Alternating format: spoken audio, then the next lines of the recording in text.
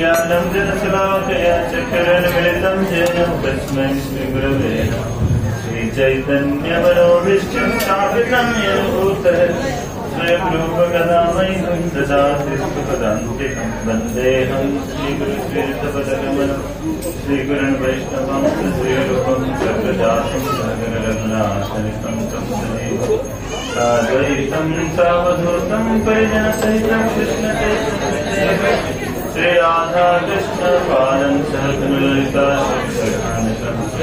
हे कृष्ण करुणा सिंधु दीनबंधु जगत्पते गोपेश गोपिका कांत राधा नमस्ते सप्त कांचन गौरांगे राधे वृंदावनेश्वरी वृषभानुसुते देवी प्रणमामि हरिप्रिये नमो महावदन्याय कृष्ण प्रेम प्रदायते कृष्णाय कृष्ण चैतन्य नाम्ने गौरतिसे नमो नमो वंशाचलपतरुभ्यश्च कृपा सिन्धुभ्यो च पतितानां पावनेभ्यो वैष्णवेभ्यो नमः। नमो विष्णुपादाय कृष्णपृष्ठाय भूतले श्रीमते भक्तिवेदान्त स्वामीति नामिने नमस्ते सरस्वती देवै गौरवाणी प्रचारिणे निर्विशेष शून्यवादी पश्चात्य दशकारिणे श्री कृष्ण चैतन्य प्रभु नित्यानंद श्री अद्वैत गदाधर शिवसादि गौर भक्तवृंद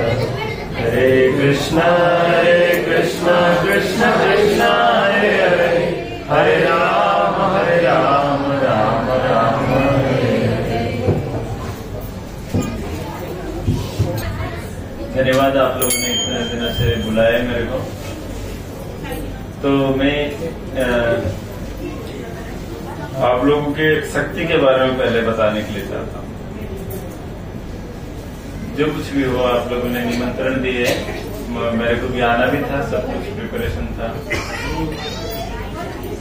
तो कुछ कारण के लिए एक मैनेजमेंट का इशू था कि मैं जो आ रहा हूँ मैंने बहुत ही डिफिकल्ट था आना, और भगवान की भी पता नहीं क्या इच्छा था। मैंने एक बार आके तो एयरपोर्ट से ही चला गया और वृंदावन से दिल्ली एयरपोर्ट कोई साधारण दूरी नहीं है, बहुत अच्छा खासा दूरी है।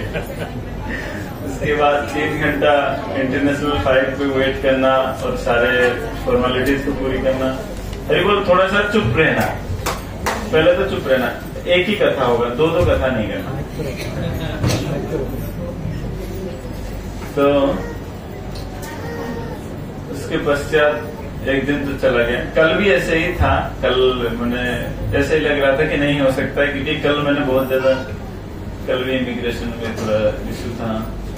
मगर फाइनली आप लोगों का जो प्रेम है वो भगवान ने अलाउ कर दिया मेरे को कि ठीक है अब जाओ। इसे कहते हैं, भगवान कहते हैं अहम भक्त पराधीनम, कि मैं भक्त का पराधीन हूँ। और इसका जो कथा इत्यादि है, भगवान अपने जितने सारे लीला हैं उनमें से तो प्रदर्शन किए ही है, मगर जगन्नाथ कथा में ज्यादातर किए। भगवान के जितने सारे अवतार हुए हैं उनमें से जो सबसे जो हृदय को जो विदारण करने वाले, हृदय को जो एक अद्भुत आनंद प्रदान करने वाले हैं वो जगन्नाथ जी है। समझे ना?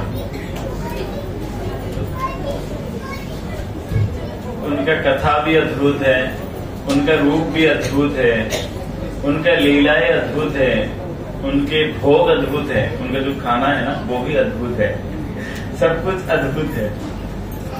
तो श्रीमद् भागवतम में सुखदेव गोस्वामी कहते हैं अनुग्रहाय भक्तानां मानसिं तनुमाश्रितम्। भगवान भगवद गीता में भी इस बात को बोले हैं, अनुग्रहाय भक्तानां, भक्त लोगों के प्रति अनुग्रह पूर्वक मैं इस शरीर में आया हूँ। भगवान का जो शरीर देख रहे हो ये सिर्फ भक्तों के लिए है। तो आप जगन्नाथ जी को दर्शन कर रहे हो, आज उनके जन्मदिन है। किनका जन्मदिन है? तो जगन्नाथ कौन है? भगवान कृष्ण, इसमें कोई संदेह नहीं है क्या? ओडिशा वासी को संदेह है? ओडिशा वासी को संदेह अच्छी की नहीं। तो जगन्नाथ जी का जो जन्म है वो आज है, जो ज्येष्ठ पूर्णिमा रूप से जाना जाता है। मगर हम लोग जानते हैं कि भगवान का जन्म तो जन्माष्टमी को हुआ था। भगवान का जन्म जो है जन्माष्टमी को हुआ था, मगर जगन्नाथ जी का आज किस है? भगवान अष्टमी में, अष्टमी जो वो अष्टमी है क्या है? घटने वाला चंद्रमा का दो पक्ष है, एक को कृष्ण पक्ष बोलते हैं, एक को शुक्ल पक्ष बोलते हैं। शुक्ल पक्ष में हमेशा चंद्रमा बढ़ते जाते हैं और कृष्ण पक्ष में चंद्रमा घटते जाते हैं। जो राधा रानी का जो जन्म है वो अष्टमी है, राधा अष्टमी जिसको हम जानते हैं, वो चंद्रमा बढ़ते जाते हैं, समझे ना। और जो जन्माष्टमी में चंद्रमा घटते हैं। और मगर जो जगन्नाथ जी का जन्मदिन है उसमें चंद्रमा पूर्ण रूप से रहते हैं, समझे ना। क्योंकि ये दोनों का भाव को भी प्रदान करते हैं। जैसे श्री चैतन्य महाप्रभु है वैसे ही श्री जगन्नाथ भगवान है। जगन्नाथ पूर्णता को दे देते हैं, इसलिए कृष्ण जो करते हैं ना कुछ कमी रखते हैं ताकि भक्त थोड़ा सीधा साधा रहे। इसीलिए कहा गया है, आज मैं जब जगन्नाथ जी का जो दर्शन कर रहा था, स्नान यात्रा का लाइव टेलीकास्ट दर्शन कर रहा था, उनमें से एक पंडित जी बोल रहे थे कि भगवान के जो भक्त होते हैं थोड़ा सा दरिद्रता रहता है। वैसे आप लोग को दरिद्र नहीं रखेंगे, हो सकता है भक्ति में दरिद्र रखें, धर्म में नहीं। तो जगन्नाथ जी सारे दरिद्रता को पूर्ण कर देते हैं। जितने प्रकार की दरिद्रता है, दरिद्रता अर्थ नहीं खाली धन से है, कभी कभार देखा जाता है शरीर से है और अपने भक्ति से है, विद्या से भी दरिद्रता है, कई प्रकार की दरिद्रता है, उनमें से जगन्नाथ जी। तो आज जगन्नाथ जी का क्या है? जन्मदिन है, जन्मदिन का। तो आप लोग सब जगन्नाथ जी को जन्मदिन का गिफ्ट और उनके लिए बधाई भी देना है ताकि भगवान बहुत खुश होंगे। तो सबसे बड़ा गिफ्ट है कि अपने हृदय को देना है। कई कथाएं हैं जगन्नाथ जी के विषय में, जो उनको गिफ्ट क्या देना है उसके विषय में बोलता हूँ। वैसे धन से तो देना ही है, मन से तन से जो कुछ भी है वो तो देना ही है। तो जगन्नाथ जी को कथा कहने से पहले उनके एक भक्त का कथा सुन लेते हैं, फिर उसके बाद जगन्नाथ जी की कथा करेंगे, तब तक यहाँ पे प्रोसेस कंप्लीट हो जाएगा। तो जगन्नाथपुरी में जितने सारे पंडाएं हैं, वो कुछ पंडे होते हैं जो बाहर चलते हैं और सारे अपने यजमान के पास जाके भगवान की कथा को इत्यादि को सुनाते हैं। तत्पश्चात जो पंडे को कुछ न कुछ दक्षिणा देते हैं यजमान जी। तो इसी प्रकार एक पंडित है जो घूमते घूमते उत्तर भारत में आए, राजस्थान प्रदेश में आए। और राजस्थान के जो आप जानते हैं, राजस्थान कितने ऑपुलेंट है, मतलब बहुत ऐश्वर्यशाली राज्य है। जैसे रेगिस्तान दिखता है मगर उनके किला वगैरह देखने से आप दंग रह जाते। तो राजस्थान की जो रानी थी, तो उन्होंने बहुत भव्य स्वागत किए वो पंडित जी के, बहुत अच्छे से स्वागत किए। और स्वागत करने के बाद उन्होंने जब पंडित जी उनको कथा सुनाए, बहुत सारे कथा सुने, अंत तक तो वो जब जाने लगे तो पंडित जी को तो दक्षिणा तो दिए ही, अपने जो दक्षिणा है वो दिए, मगर साथ ही साथ जगन्नाथ जी के लिए भी कुछ उन्होंने गिफ्ट दिए। और कैसे गिफ्ट दिए? बहुत भारी सिंदूक समझते ना, बॉक्स। पहले जमाने में सिंदूक बोला जाता था, बहुत सुंदर सिंदूक से सजाते हुए वो जगन्नाथ जी के लिए भेजे, और कहार भेजे थे उन्होंने, वो भी दिए। तो ये जगन्नाथपुरी लेके गए। रास्ते में आते आते वो पंडित जी को थोड़ा लोभ आया कि ये सिंदूक में क्या है। भाई हम तो भगवान का पूजा करते हैं, हम जो देंगे भगवान वही देंगे, भेजे तो कहार वाले को उन्होंने भेज दिए, जो धो के लेके आ रहे थे उनको भेज दिए कि हम लेके चले जाएंगे। तो किसी भी रूप से लोभ से वो सिंदूक को ढोने लगे। फिर सोचे इतना भारी को मैं क्यों लेके जाऊं, इसके अंदर जो सामान है उसको ले लेता हूँ। तो तत्पश्चात उन्होंने क्या किया, वो सिंदूक को खोले और देखे सामान उसके अंदर कुछ नहीं है, एक और छोटा सा सिंदूक है। कहते तो इतना बड़ा इसको कैसे ढोऊंगा, इसको रखने दो, छोटे वाला सिंदूक को लेके जाओ। तो उन्होंने छोटे वाले सिंदूक को अपने घर लेके गए। तो तब मन तो बहुत चंचल है ना, उन्होंने सोचा इसके अंदर क्या है, इसको देखता हूं। तो उन्होंने वो सिंदूक, छोटे वाले सिंदूक को खोले और उसके अंदर देखे एक पत्र था, एक छोटा सा पत्र था। और वो ब्राह्मण को बहुत ज्यादा क्रोध आया कि अरे इतने बड़े सिंदूक को मैंने ढो ढो के लेके आया और रानी कहे कि मैं इसके लिए जगन्नाथ जी के लिए एक सुंदर उपहार भेजा हूँ, और इतने बड़े से सिंदूक को मैं इतना दूरी से, तब जमाने में कोई ये नहीं, ट्रांसपोर्ट नहीं था कि ट्रांसपोर्ट में भेजते हैं तो वो लेते हुए आए और वो जगन्नाथ जी के पास जब लेके आए तो देखे कि एक छोटा सा सिंदूक के अंदर एक पत्र था। तो दूसरे दिन वो मंदिर को जाएंगे तो उन्होंने सोचा ये जगन्नाथ जी के लिए पत्र भेजे, क्या ये पत्र रख के करेंगे भगवान। उन्होंने वो पत्र को फाड़ दिए और अपने बाड़ी में जो कचरा के जो पहाड़ होता है उसमें फेंक दिए और चले गए मंदिर। मगर दूसरे दिन जगन्नाथ जी तो क्या किए जानते हो? कोई जानता है क्या किए भगवान ने? किसी को पता है ये कथा? किसी को पता है? मुंह में फेविक्विक तो नहीं डालते? फेविक्विक इधर भी फेविक्विक मिलता है, वो चिपक जाता है। कोई तो फेविक्विक नहीं दिया।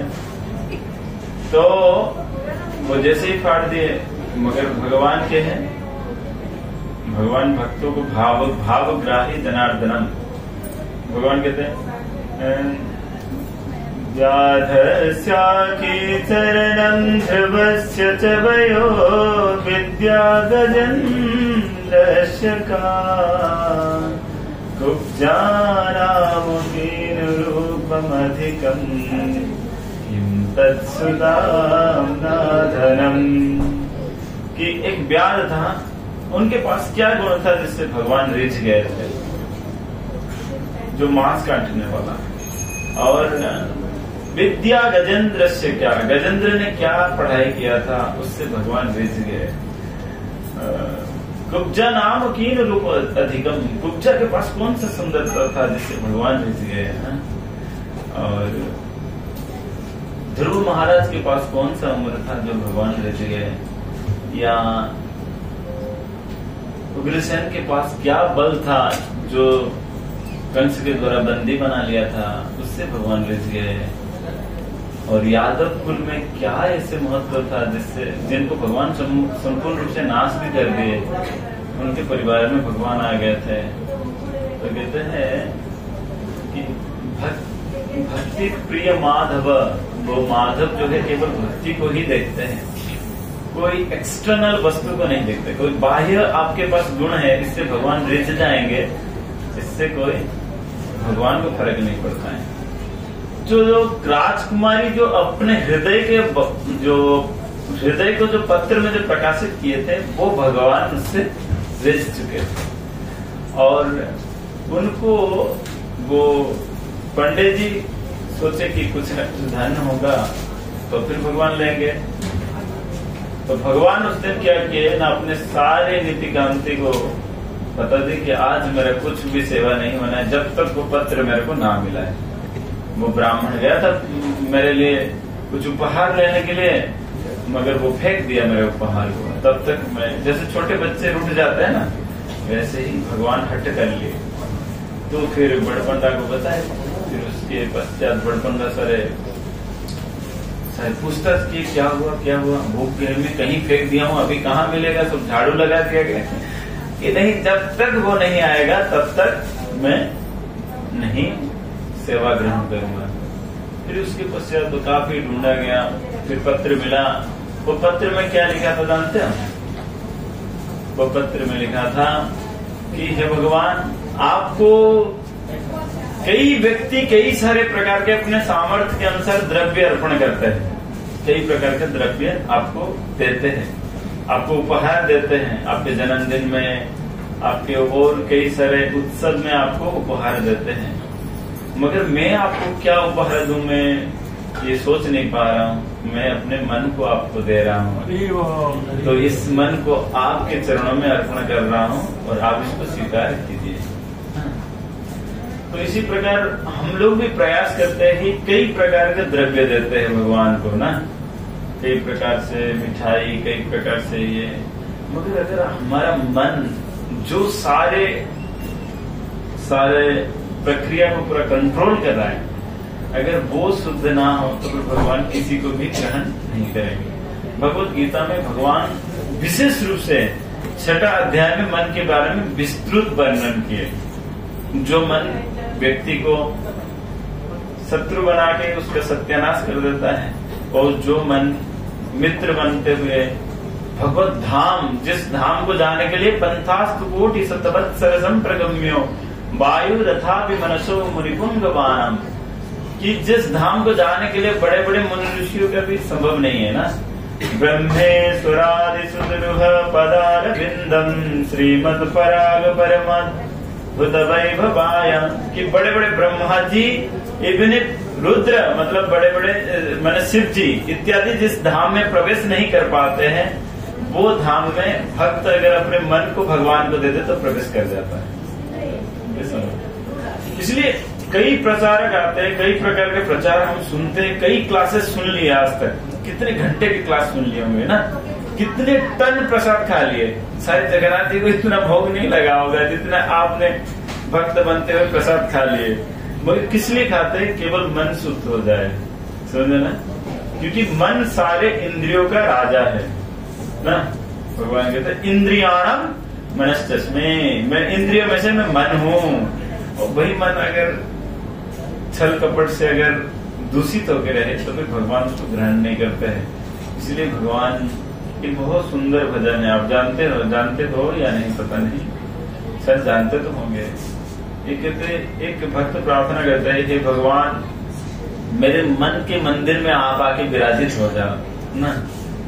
तो उसी प्रकार आज एक भगवान से प्रार्थना करेंगे। भगवान अलाउड करते हैं कि जब जन्मदिन होता है तो भगवान कोई भिखारी नहीं है कि भगवान दे नहीं सकते हैं। तो आज के दिन में विस्तृत प्रार्थना करेंगे, 2 मिनट मतलब भगवान को पूरी हार्टफुल प्रार्थना करेंगे। भगवान जैसे मेरे मन को शुद्ध करा के, मैं करोड़ों जन्म भ्रमण कर चुका हूँ, इस जन्म में मनुष्य जीवन पाया हूँ, और इसी जीवन में जैसे आप मेरे मन को शुद्ध कीजिए, मेरे हर एक क्रिया को शुद्ध कीजिए, ताकि मैं आपके सेवा में लग पाऊँ। वाचंसि वैकुंठ गुणानुवर्णनम, कि अपने जो वचन को भगवान के गुण के लिए, अपने मन को भगवान के चिंतन के लिए, अपने पैर को भगवान के धाम में परिक्रमा करने के लिए, अपने हाथ को भगवान के मंदिर को साफ सफाई करने के लिए। तो अगर ये सारे वृत्ति अगर भगवान को आज प्रार्थना करें तो भगवान अपने जन्मदिन में एक स्पेशल डिस्काउंट देते हैं। जैसे आप जानते हैं इधर ईद वगैरह में बहुत स्पेशल डिस्काउंट दे देते हैं, कि हमारे इंडिया में दिवाली में स्पेशल डिस्काउंट रहता है, वैसे आज स्पेशल डिस्काउंट है कि चाहे कोई किसी भी रूप से आए, भगवान उसको कभी त्याग नहीं देते हैं, भगवान उसको शुद्ध करा के छोड़ते हैं। इसलिए 2 मिनट्स हम लोग, 2 मिनट्स नहीं 1 मिनट हम लोग भगवान को पूरी आंख बंद करके पूरे हार्टफुल प्रार्थना करेंगे कि हे भगवान हमारे मन को, मैं बहुत ही क्रूपिड हूँ, मैं बहुत ही कपटी हूँ, मगर फिर भी आप इंद्रियों में से मन हो, आप मेरे मन को शुद्ध करा लीजिए। एक बार प्रार्थना करेंगे, okay? This is different pressing. तो एक बार हम पूरा साइलेंस में से भगवान को प्रार्थना करते हैं, फिर उसके बाद कथा सुनेंगे जगन्नाथ जी की।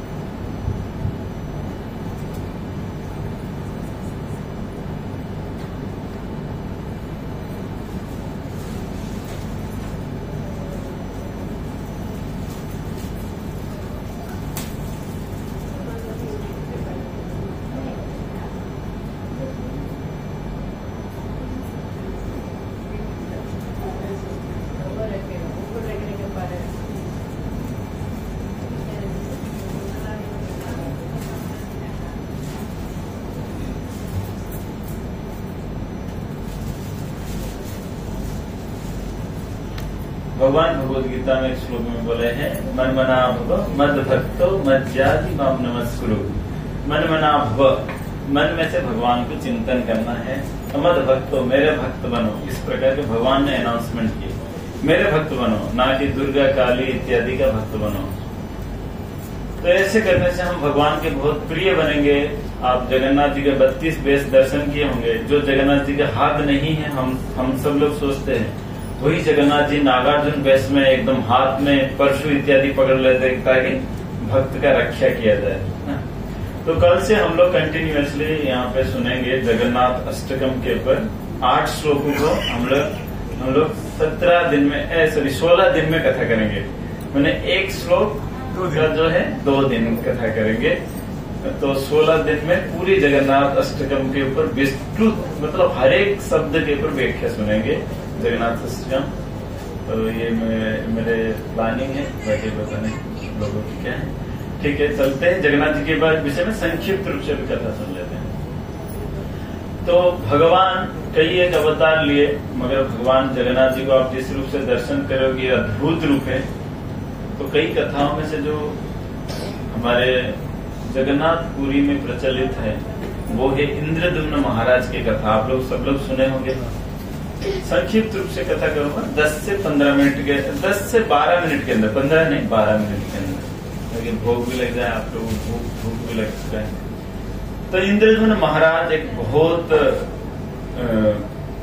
भगवान के बहुत प्रिय भक्तों में से थे। एक भक्त, भले ही वो राजा थे, संपूर्ण भूमंडल को वो प्रशासित करते थे, मगर वो भगवान के इच्छा के क्रम से ही चलते थे। तो उनको भगवान के अद्भुत रूप, भगवान के जो अद्भुत विलास इत्यादि में निमग्न रहने के लिए हमेशा प्रयास करते थे। और अवंतिका उनका राजधानी था। अवंतिका मतलब जो आज उज्जैन जिसको कहते हैं, वहां के इंद्रद्युम्न महाराज थे, शासन कर रहे थे। तो उनको एक बार भगवान के स्वप्नादेश के अनुसार ये मिला कि आप मेरे को प्रतिष्ठा करो किसी भी रूप से, आपसे मैं सेवा लेने के लिए चाहता हूँ। और आप अपने जो ब्राह्मण सेना है, ब्राह्मण जो वर्ग है, उनको चारों दिशा में भेज दो और मेरे को आपके राज्य में स्थापित करो। इस प्रकार भगवान बोले। उसके पश्चात भगवान के इस आज्ञा को प्राप्त करते हुए इंद्रद्युम्न महाराज के पास जो ब्राह्मण इत्यादि थे उनको चारों दिशा में भेज दिए। चारों दिशा में भेजे तो चारों दिशा में सारे निराश हुआ शब्द आके उनको कानों में पड़ा कि भगवान नहीं मिले। मगर पूर्व दिशा में, ये ब्रह्मा जी के पूर्वार्ध में, ब्रह्मा जी का जो है दो ब्रह्मा जी का जो जीवन है 100 साल है, हमारे जैसे 100 साल नहीं है। एक 50 साल को पूर्वार्ध कहते हैं और जो 50 साल को कहते हैं उत्तरार्ध। ब्रह्मा जी का जो दो सेंचुरी, हाफ सेंचुरी और फुल सेंचुरी। तो ब्रह्मा जी का दिन ऐसे है कि ब्रह्मा जी एक दिन में 14 मनु शासन करते हैं। जैसे फॉर एग्जाम्पल यहाँ का जो टेम्पल प्रेसिडेंट है, अगर पूरा 24 घंटे इधर रहे तो 14 लोग आके सेवा करके जाएंगे कि मेरा सुबह का मॉर्निंग का सेवा, उसको कहते हैं कि मैं सिंगार सेवा करूंगा। ऐसे मानो 14 मनु शासन करते ब्रह्मा जी का। और एक मनु ये भगवान का है? नहीं। तो एक मनु कितना दिन शासन करते हैं ना? 71 चतुर्युग, थोड़ा सा ज्यादा, 71 चतुर्युग शासन करते हैं। और एक चतुर्युग क्या है ना? जैसे कली का है 4,32,000, फिर उसके बाद उसका डबल है द्वापर, फिर उसका डबल है त्रेता, उसका डबल है सत्ययुग। तो इसी प्रकार कितना 4 करोड़ 32 लाख ईयर होता है कि एक चतुर्युग। तो इसे 71 चतुर्युग एक मनु शासन करते हैं। समझ रहे ना? मैंने खोपड़ी थोड़ा सा, मेरा दिमाग थोड़ा सा ये करके रखना है क्योंकि कैलकुलेटर में आएगा नहीं। और अगर 14 मनु शासन करे तो कितना हो गया, आप लोग कैलकुलेट कर ले। ब्रह्मा जी का एक दिन फिर ब्रह्मा जी का 1 हफ्ता होता है, फिर 1 महीना होता है, फिर 1 साल होता है, फिर 50 साल हाफ सेंचुरी कंप्लीट करते हैं। फिर पूर्वार्ध का घटना है एक कोई सत्ययुग में। तो इस प्रकार उनके राज्य में एक विद्यापति नाम से ब्राह्मण भी थे। तो उनको भेजे पूर्व दिशा में कि जाओ। वो पूर्व दिशा में जैसे वो आए, सुंदरांचल पर्वत जिसके पास वो आके नील माधव को दर्शन किए। उस समय जारासवर वो नील माधव का सेवा कर रहा था। तो उस समय नील माधव उनको बोले थे, अगर कोई बाहरी व्यक्ति अगर मेरे को दर्शन करे तो मैं अंतर्ध्यान हो जाऊंगा। इस प्रकार के वो बोले थे। तो जारासवर के एक कन्या थी जिसका नाम है ललिता। तो वो ललिता वो सुने कि इस सवर जात को किसी को पूजा करते हैं। फिर उसके बाद विद्यापति ललिता के साथ एक प्रेम संबंध बनाते हैं। फिर आप लोग शायद कथा सुने होंगे, तो हम इसको ज्यादा विस्तृत नहीं बता रहे, तो बहुत लंबा कथा। प्रेम संबंध बनाए। फिर ललिता से, मगर वो जारासवर जो थे वो ये बहुत सतर्क थे कि कोई बाहरी व्यक्ति भगवान को दर्शन ना करे, केवल अपने ही व्यक्ति का सेवा पूजा में रहे। इसलिए वो ललिता से विवाह किए। कौन? विद्यापति, ताकि विषय वस्तु को ठीक रूप से जान पाए। फिर उनसे विवाह किए। विवाह करने के बाद वो एक दिन सुने कि ललिता से कि मेरे पिताजी नील माधव का सेवा करने के लिए जाते हैं। तो उसके पश्चात उन्होंने कहा कि मैं भी दर्शन करने के लिए चाहता हूँ।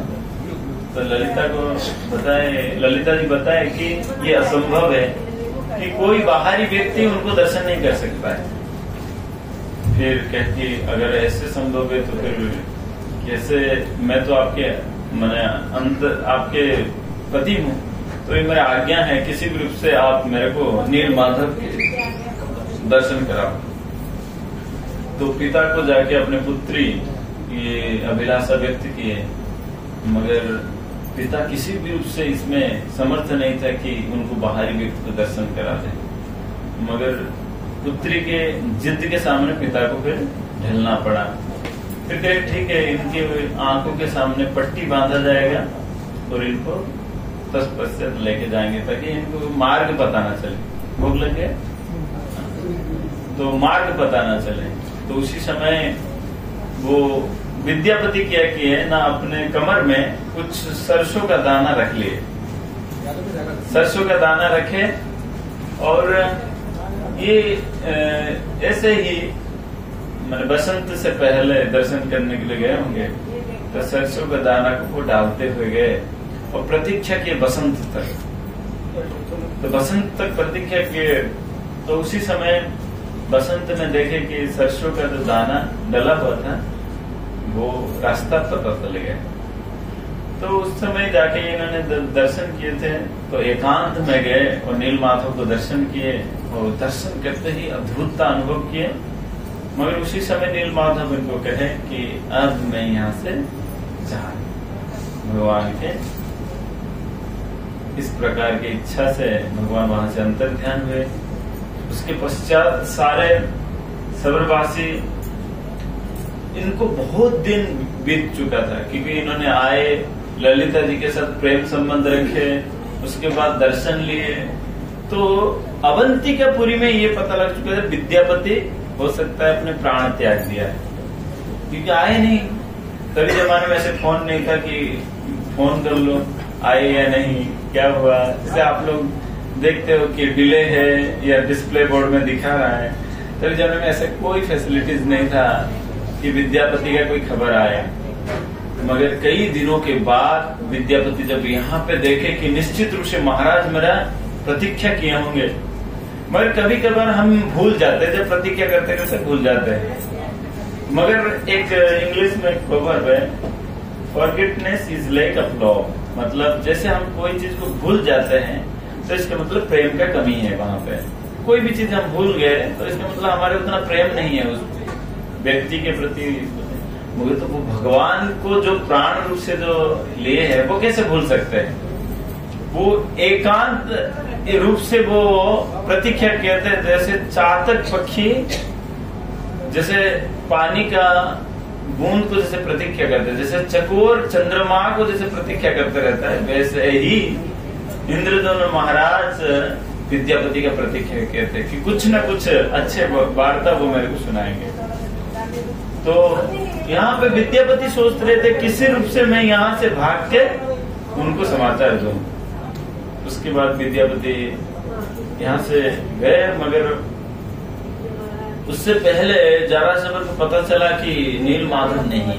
तो इन्होंने सोचे, जारासंध ने सोचे कि ये विद्यापति मेरे को क्या कर दिया है, ये विद्यापति मेरे विग्रह को कहीं छिपा दिया है और इस विद्यापति को अरेस्ट कर लो, बंदी बना लो इस विद्यापति को। तो अपने जमाई थे, मगर फिर भी भगवान तो प्रिय ही है ही, सबसे प्रिय तो भगवान ही होते हैं। उनको बंदी बना लिए और कई रूप से यात्रा दी कि बताओ मेरे विग्रह कहाँ है, मेरे ठाकुर जी कहाँ है। फिर स्वयं भगवान उनको स्वप्नादेश करके बोले कि नहीं, अभी मैं अंतर ध्यान हो चुका हूँ, आपके पास इसी रूप से मैं सेवा किया था, इसी रूप इतने समय तक आपसे मैंने सेवा लिया, अब मैं लूंगा इंद्रद्युम्न महाराज से सेवा, इसलिए अब मेरे को प्रस्थान दो। मगर ये जारासंध बहुत रोने लगे कि ऐसे कैसे संभव है भगवान, आप कैसे छोड़ के जा सकते हैं। फिर विद्यापति को मुक्त किया गया। विद्यापति गए अवंतिकापुरी में जाके वार्तालाप दी कि इस प्रकार भगवान प्रकट हुए, मगर भगवान वहां पे जब अप्रकट यहाँ से हो चुके थे तो उनको संदेश दिए कि अब मैं इस रूप पे दर्शन नहीं दूंगा जिस रूप से आप चाहते हो। तो आप जाओ, बांकी महान में एक जगह है, वहां से एक दारू आएगा, दर मतलब लकड़ी, वो उससे तुम विग्रह को बनाओ, मेरे विग्रह को स्थापित करो, फिर मैं उसी विग्रह रूप से आप सभी को दर्शन दूंगा सेवक। तो राजा अपने अवंतिका को छोड़ते हुए आते हैं और उत्कल प्रदेश में जो पुरी है, आज जिसको हम पुरी जानते हैं, सुंदरांचल में आके पहुंचते हैं, वहां पे निवास करते हैं। इंद्रद्युम्न महाराज सुंदरांचल में रहते हैं। पुरी में दो है, एक है सुंदरांचल और दूसरा है नीलगिरी। नीलगिरी जो है वो श्री जगन्नाथ मंदिर है और सुंदरांचल जो है वो गुंडीचा मंदिर है। तो सुंदरांचल में राजा रहते हैं इंद्रद्युम्न महाराज, और वहां पे इंद्रद्युम्न महाराज फिर उनको दारू मिलता है, माने जो लकड़ी है उनको प्राप्त होता है। फिर वो लकड़ी को लाके वो अपने जो कारीगर को ढूंढते हैं। जितने सारे कारीगर है वो मना कर देते हैं, अपने औजार जिसमें चलाते हैं जो हथौड़ा वगैरह है वो कोई काम नहीं करता है। तो राजा बहुत चिंतित हो जाते, क्या करूं क्या करूं, भगवान को कौन बना सकता है, ऐसे ये तो सर्व भी देते हैं, भगवान को कोई नहीं बना सकता। फिर भगवान स्वयं एक महाराणा के रूप से आते हैं, अनंत महाराणा के रूप से। फिर कहते हैं कि मैं जब तक मैं इनको ना बना दूं, ये दरवाजा कोई नहीं खोलना है। फिर वो क्या करते हैं ना, वो एक कमरे के अंदर अपने आप को बंद कर लेते हैं, जो कुछ भी उनको अनिवार्य वस्तु है तो सारे रखते हुए दरवाजा बंद कर लेते हैं। तो प्रतिदिन महाराज क्या कर रहे थे ना, इनका सारे घटना का परिस्थितियों का सारे जायजा ले रहे थे। और गुंडीचा महारानी भी बहुत चिंतित रूप से वो कब भगवान निकलेंगे, कब भगवान निकलेंगे। तो एक दिन देखे कि और वो कमरे के अंदर से कोई आवाज नहीं आया। सब सो तो नहीं गए, आवाज नहीं आ रहा है कमरे के अंदर से, हरी बोल। तो कमरे के अंदर से कोई आवाज नहीं आ रहा। गुंडीचा महारानी बहुत चिंतित हो गए और सोचे कि कहीं मर गए होंगे। तो बहुत तरीके से वो ये बात को प्रयास कर रहे थे कि आप किसी भी रूप से दरवाजा को खोल दीजिए, कि महाराज आप दरवाजा को खोल दीजिए। महाराज बोले कि नहीं, वो मना किए हैं ना, मना किए कि मर गए होंगे कैसे बनाएंगे, भगवान तो अधूरे होकर रह जाएंगे ना। अब अगर जिंदा होंगे, सांस चल रहा होगा, किसी भी रूप से खिला पिला के उनको ठीक किया जा सकता है। महाराज खोलिए, तो किसी भी रूप से उनको ये दृढ़ता प्रकाश करती है कि किसी भी रूप से आप दरवाजा खोलिए। मगर जैसे ही दरवाजा खोले और भगवान किस रूप से दर्शन दिए, जैसे आज आपने दर्शन कर रहे हो उसी रूप से दर्शन दिए। बोले जगन्नाथ बलदेव सुभद्रा महारानी की जय।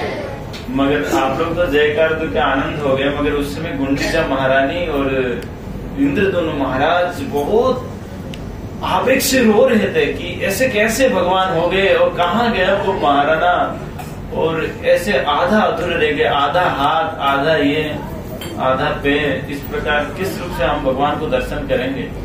जैसे अगर आप एक समय में उनको सुख भी था और दुख भी था। जैसे किसी के घर में बच्चा जन्म ले और हैंडीकेप पे बच्चा जन्म ले, तो कैसे सुख भी रहेगा कि बच्चा जन्म लिया, मगर दुख भी रहेगा। उस प्रकार का परिस्थिति हो चुका था। तो भगवान फिर इंद्रदुम्न महाराज को स्वप्नादेश किए कि नहीं, मेरा रूप यही है। इस रूप का जो विस्तृत जो अध्याय है, विस्तृत जो कथा है, वो बाद में हम करेंगे। एक दिन इस रूप के विषय में भी कहेंगे कि इस रूप, ये रूप का रहस्य क्या है।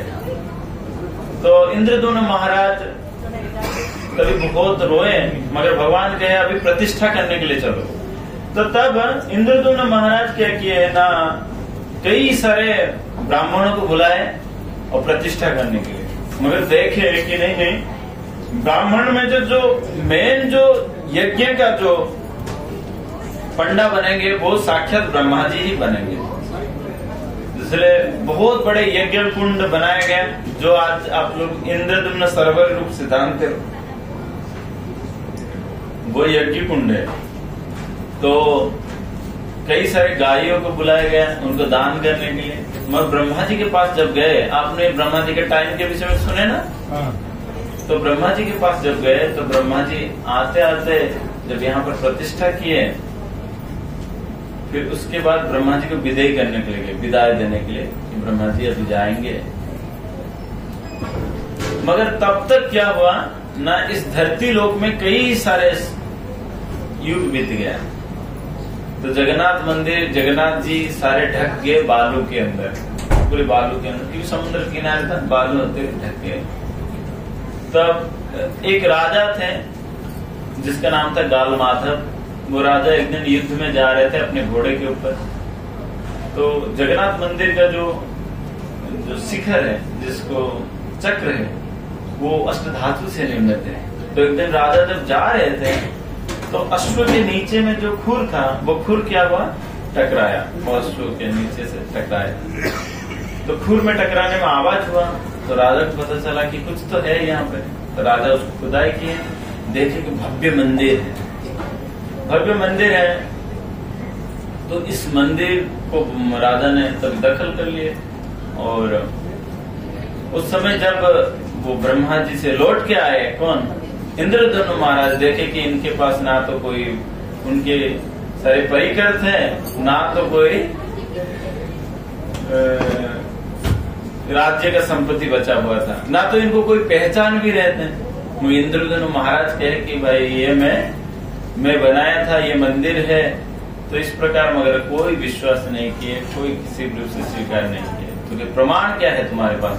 मगर गाल माधव को तो ये पता था कि ये मंदिर मेरा नहीं है, अगर वो मंदिर दे भी नहीं रहते, अगर कोई भी बता दे कि ये मेरे है तो प्रमाण देना पड़ेगा। तो प्रमाण के लिए फिर उन्होंने ब्रह्मा जी को बुलाए। और एक कथा है जिसमें काक भुजंडी भी प्रमाण दिए थे कि ये मंदिर इंद्रदुम्न महाराज ने बनाए थे। फिर वहां पे इंद्रदुम्न महाराज की सेवा परंपरा प्रतिष्ठा। तो इस रूप से जगन्नाथ जी इस जगत में आए और उनका इस प्रकार जगन्नाथपुरी में स्थापित हुआ। मगर इसका रहस्य क्या है कि भगवान इस प्रकार आंख बन गया, इस प्रकार हाथ बन गया, इस प्रकार जगन्नाथपुरी में क्यों रहे? दूसरी जगह भी है, बहुत सारे जगह है, बहरीन में भी रह सकते थे, नहीं है या नहीं? बहरीन में भी है, तो बहरीन में भी है, और अमेरिका में भी है, रशिया में भी है, सब जगह में है। तो हर जगह में भगवान है, मगर फिर भी उनका जो मेन, जैसे एक होता है कॉर्पोरेट ऑफिस, एक होता है ब्रांच ऑफिस। तो कई सारे जगह में ब्रांच ऑफिस है, मगर जो कॉर्पोरेट ऑफिस है वो जगन्नाथपुरी में है। वो क्यों उधर रहे, इन सारे बातों को हम आगे आगे चलते हुए सुनेंगे, समझे ना। इसीलिए ये रहा संक्षिप्त रूप से जगन्नाथ जी का मतलब प्राकट्य का कथा। तो आज के दिन में, इसी पूर्णिमा के दिन में, ज्येष्ठ पूर्णिमा के दिन से भगवान अपने आप को प्रकट कराए थे, इसलिए आज भगवान के जन्मदिन रूप से हम जानते हैं। जगन्नाथ जी का विस्तृत रूप है, विस्तृत नयन है, विस्तृत ये। आज के दिन पे और एक छोटी सी कथा है, जो भगवान को हम इस रूप से दर्शन तो करते हैं स्नान के वक्त, मगर स्नान के बाद जो भगवान का दर्शन होता है वो गजानन वेश में दर्शन होता है, हाथी वेश में दर्शन होता है। एक्चुअली गजानन वेश नहीं है, उसको हाथी वेश कहते हैं, क्योंकि गजानन में, गजानन जो होता है जो गणेश जी है, गणेश जी का एक दांत टूटा हुआ है, मगर जगन्नाथ जी का दोनों दांत है। अब जगन्नाथपुरी के दर्शन के अनुसार दोनों दांत है। एक गणपति भट्ट नाम के एक विप्रत है, जो पश्चिम प्रांत से जगन्नाथ जी को दर्शन करने के लिए आ रहे थे। तो उन्होंने जगन्नाथ जी को तो दर्शन तो किए, मगर उनका जो मेन जो आराध्य था वो गणेश जी थे। उनका जो मेन जो आराध्य कौन था? गणेश जी थे। तो उन्होंने जगन्नाथ वो सूर्य, आप जानते हो भगवान कहते हैं, एक्चुअली एक सिद्धांत इस प्रकार का है कि भगवान जो है वो अपने विस्तृत रूप से सारे जगत में व्याप्त है। सुन, व्याप्तिम च भूतेषु अखिलेषु चात्मन, भगवान अपने आप को सर्वभूत में व्याप्त किए हैं, परमात्मा के रूप से सभी के हृदय में। और जितने सारे देवा देवी हैं ये भगवान के अंश है, भगवान के अंश है। तो जब गणपति भट्ट सोचे थे कि मैं किनका दर्शन करूं, गणेश जी का दर्शन करूं, मगर उन्होंने दर्शन के क्या किया? जगन्नाथ जी को किए, मगर उनके मन नहीं भरा, मैंने भगवान जी को दर्शन करते हुए नहीं भरा, और बहुत दुखी होके जा रहे थे, बहुत दुखी होके जा रहे थे। फिर मैंने, आप जानते हो कि भगवान भगवद गीता में बोले हैं कि न तद्भाषते सूर्यम न ससंग न पावक यद्गत्वा न निवर्तन्ते तद्धाम परमं मम। तो कहते हैं कि जो मेरे धाम को आता है वो कभी वापस नहीं जाता है, और जो मेरे धाम है ना तो कोई सूर्य ना तो कोई चंद्रमा इनके द्वारा उद्भासित होता है। तो गणपति भट्ट जो थे उन्होंने भगवान के धाम में दर्शन करते बड़े दुखी से जा रहे थे। तो भगवान तो ये नियम है कि यद गत्वा न निवर्तन्ते, जो जाने के बाद कभी लौट के नहीं आता है। तो गणपति भट्ट जा रहे थे, तो भगवान उसको रास्ते में कुछ व्यक्ति के माध्यम से भगवान उसको सूचना दिए कि नहीं जाओ, अभी जो जाके दर्शन करोगे भगवान को वो तुम्हारे गजानन है, तुम जाके अच्छे से दर्शन करो। तो भगवान तभी भक्त लोगों को बोले, अपने पंडे लोगों को, कि मेरे को आज स्नान के पश्चात इस गणपति वेश में दर्शन कराओ। तो तत्पश्चात पंडे लोग उनको बहुत सुंदर, स्नान के बाद बहुत सुंदर गजानन वेश में दर्शन कराते हैं। गणपति भट्ट फिर से पुनः वापस आते हैं और भगवान को दर्शन करते हैं, किस रूप से? गजानन वेश में दर्शन करते हैं। तो आज भी ये परंपरा चले आ रहे हैं। एक मठ है, उसका नाम है, मैं नाम भूल रहा हूँ सर, नहीं एक मठ है जो स्पेशल वस्त्र बना के, मतलब वो गणपति भट्ट माने गजानन वेश का स्पेशल वस्त्र बनाते हुए भगवान को सजाते हैं और इस रूप से दर्शन देते हैं। इस प्रकार के भगवान आप लोगों को भी इधर दर्शन दे रहे हैं। शायद इधर गणपति गजानन वेश दर्शन है, तो गजानन वेश में भी आपको दर्शन दे रहे हैं। जैसे पहले जमाने में भगवान एक जगह में थे, मैंने प्रभुपाद जी की विशेष कृपा से, प्रभुपाद जी जो मैंने 70 साल की उम्र से, जो 70 साल की उम्र से वृंदावन को छोड़ते हुए पूरे जगत में भगवान को प्रचार प्रसार किए, और खास करके जगन्नाथ जी को, हमारे इस्कॉन के जो पहले विग्रह है, आपको पता है कौन सा है? जगन्नाथ जी। इस्कॉन का जो मूल विग्रह है वो है जगन्नाथ जी। इस्कॉन का जो मूल विग्रह है वो जगन्नाथ जी है। आप लोगों को पता है या नहीं पता नहीं, अमेरिका में पहले बार जो स्थापित हुआ विग्रह है वो जगन्नाथ जी। उनके भी कैसे कथा है, एक माता जी थे जिनका नाम है मालती माता जी, अभी भी है मालती माता जी। तो पहले प्रभुपाद जी के साथ जो थे वो कोई साधारण व्यक्ति नहीं थे, वो तो भगवान के द्वारा भेजा हुआ सारे थे। मगर इस जगत में बोलो क्या थे? हिप्पी थे। हिप्पी मतलब है अमेरिका में कि जो लोग सारे बहुत अमीर घर के तो थे ही, अमीर घर के लोगों के क्या प्रभुपाद जी कहते हैं, जो अमीर घर के जो व्यक्ति के जो बच्चे होते हैं ना, वो डेविल्स का ब्रेन होता है उनका। इसलिए बोलो क्या है, सारे दुनिया में सब संपत्त रहने के कारण दिमाग क्या करेगा इसको कोई पता नहीं था। इसलिए कि घर छोड़ के कोई नशा करता था, कोई बड़े बड़े बाल रखता था, कोई गिटार बजाता था, कोई और कुछ करता था। इनको कंट्रोल करना अमेरिका में बहुत बस की बात नहीं था तभी समय। ये चोरी करते थे, ये करते थे, इस प्रकार का था। तो प्रभुपाद जी जब कीर्तन करते थे तो उनके पास धीरे धीरे लोग जुड़े हुए थे। तो उसके पश्चात ये जो मालती माता जी, श्याम सुंदर प्रभु, ये सब क्या करते थे ना, चोरी वगैरह भी करते थे। तो उस समय वो क्या हुआ ना, जो मालती माता जी है एक गिफ्ट शॉप में गए थे जिसका नाम था मैचलेस गिफ्ट। तो उस गिफ्ट शॉप से वो क्या किए थे ना, एक डॉल को चोरी करके प्रभुपाद जी के लिए लेके चले गए थे। मगर वो लोग तब तक प्रभुपाद जी से बहुत जुड़ गए थे। तो उन्होंने जैसे ही प्रभुपाद जी को वो डॉल मतलब खिलौना दिखाए, वो प्रभुपाद जी अपने कुर्सी से तो बैठे थे, उससे उतर के साष्टांग दंडवत किए। वो कौन थे? तो जगन्नाथ जी थे। इस रूप से इस्कॉन में भी आविर्भाव हुआ था जगन्नाथ जी का। फिर उसके बाद उन्होंने प्रभुपाद जी ने तुरंत जैसे साष्टांग दंडवत किए, ये सोचे प्रभुपाद जी ये क्या है, आप इनको क्यों दंडवत करते हो?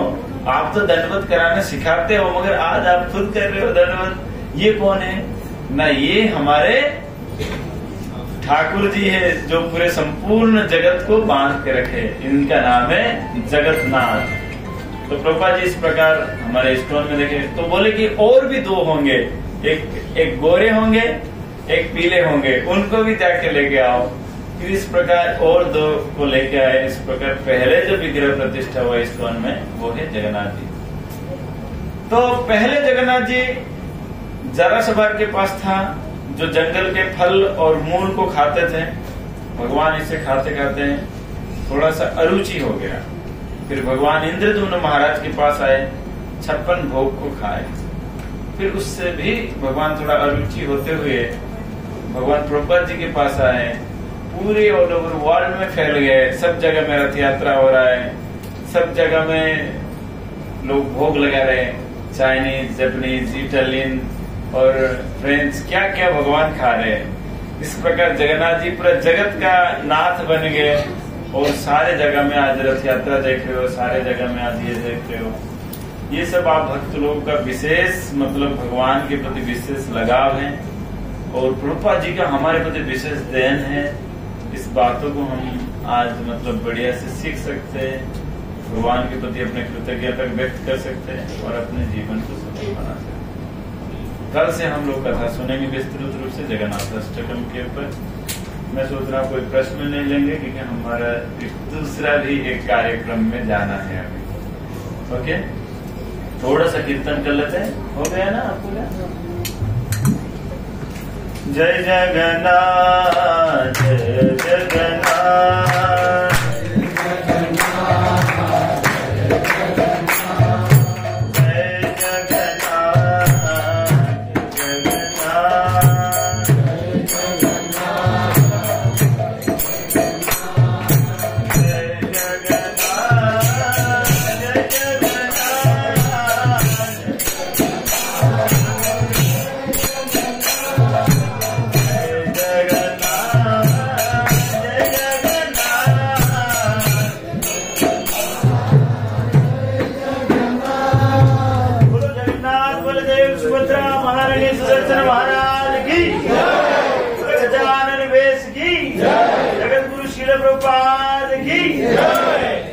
जगन्नाथ